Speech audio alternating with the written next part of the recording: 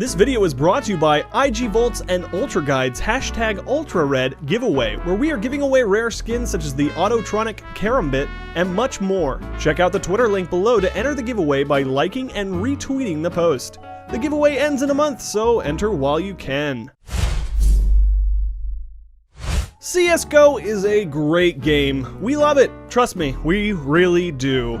But there are some things we deeply miss in the game that only its grandfather holds. CS 1.6 allowed us to do many cool things that we just can't do anymore. It allowed us to do many unforgettable things, so today we're going over 10 reasons CS 1.6 is better than CSGO. My name is Taco, and welcome to Valve Guides. Number 10. Tactical Shield. Coming in hot to start off this list is the good old Tactical Shield from CS 1.6. This weapon of mass destruction didn't only lead to some incredible multi-kills, but also allowed the average CS 1.6 player to troll the hell out of his neighbor.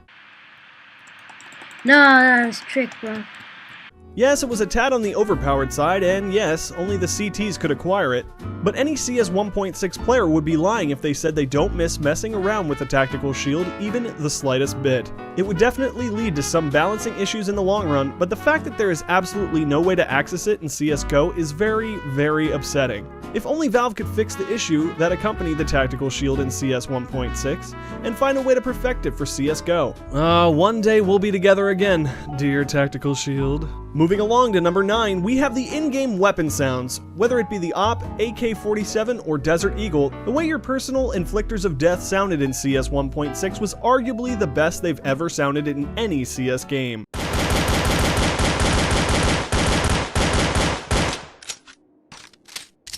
When you fired off your shots, you received a crisp and unique sound depending on your weapon. And even though CSGO does do a lot in terms of realistic sound effects, it just can't compare to that of CS 1.6. A patch to add the CS 1.6 sound effects to CSGO would probably be the most welcome update of all time in the CSGO community. You know, apart from that one that fixed the game when the R8 revolver ripped it in pieces.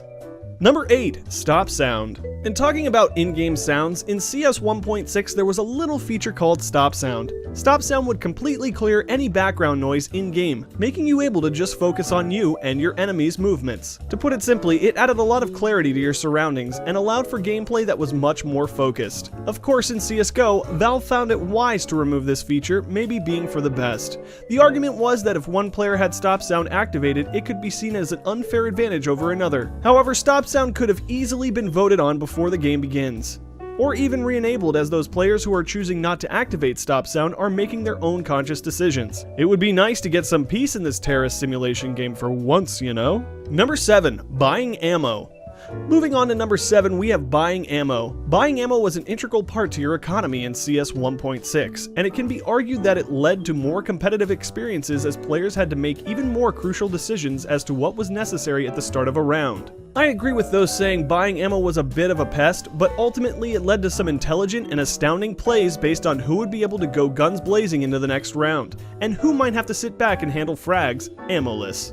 It also helped with balancing the kill economy out just a little bit more, and could definitely be useful in adding some more rhythm to the use of guns such as the AWP. Number 6. Spray your logo. Progressing to number 6 is the ability to spray your logo in CS 1.6. Yes, you can spray some stuff in CSGO, but not your very own logo like back in 1.6. The logo ability allowed you to express yourself by creating your very own personal tag that you could stick around various maps. If put at the start and end of the game, or around, when no actual competitive play was occurring, it wouldn't harm the mechanics of the game at all. And yet, Valve decided to remove it. One day, the Orca logo will rule the high seas of dust again. Moving on to number 5, we have less balancing issues. CSGO has had its fair share of mistakes, patches and patches on top of patches, and while CS 1.6 has had its faults, it doesn't quite compare to Counter-Strike Global Offensive. CS 1.6 has long been held up as a much more balanced game, and many would say this meant much better gameplay overall. Don't get me wrong, as far as the gaming world goes, CSGO is definitely one of, if not the most balanced modern game out there right now. But in comparison to its grandpa 1.6, it may be trailing behind just a little bit. On top of this, many fans feel as the economy in 1.6 was far better than its current state in CSGO. The economy is an integral part of any CS game, so it really has to be perfected to create optimal gameplay. And CS 1.6 was arguably the closest to perfection that we have ever received.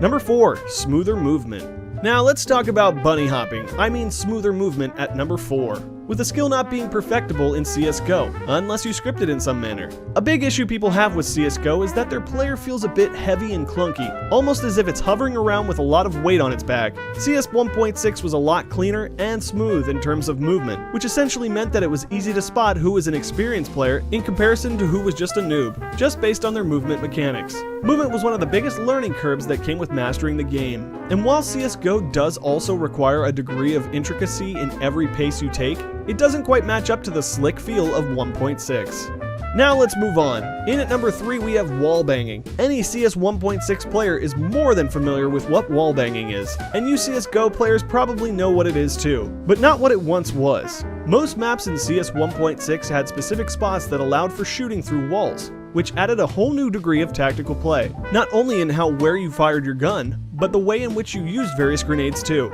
Hiding in a couple places around a corner wouldn't be enough to avoid the devastating bang of a hand grenade. You'd be inflicted through the wall unless you found suitable cover. Wall banging is quite a divisive topic in the CS community, but for many people it is what makes CS 1.6 that much better than CSGO. Moving on to number 2, we have the fact that CS 1.6 was arguably better than CSGO in terms of gameplay.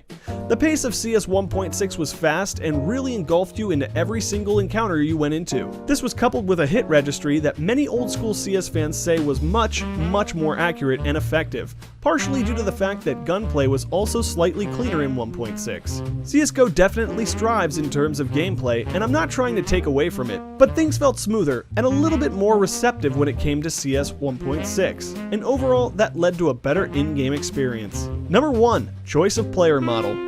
At the top spot is the choice of player model for both CTs and terrorists. This is a feature that actually didn't need removing. It makes no difference to core gameplay apart from you being able to pick your own badass style. I'd rather look the part when whipping out my op than be wearing sunglasses. I mean, how the frick do you use a scope with sunglasses on? It makes no sense. Everyone loved being able to pick their player model in CS 1.6, and this feature to be brought back to life in CSGO would hands down be the happiest day of my life. Forget weddings, babies being born, watching my kids graduate, none of that matters, as long as I can pick my own damn outfit. From a list of options, of course. That's all we have for today's video. Thank you so much for watching. Like I mentioned earlier, we're hosting a giveaway with IG Vault and Ultra Guides #UltraRed. Make sure to check us out through the link in the description, as you have just 1 month to get involved. Thanks again to IG Vault for sponsoring our video and our giveaway. Until the next time, I'm Taco, and I'll see you around.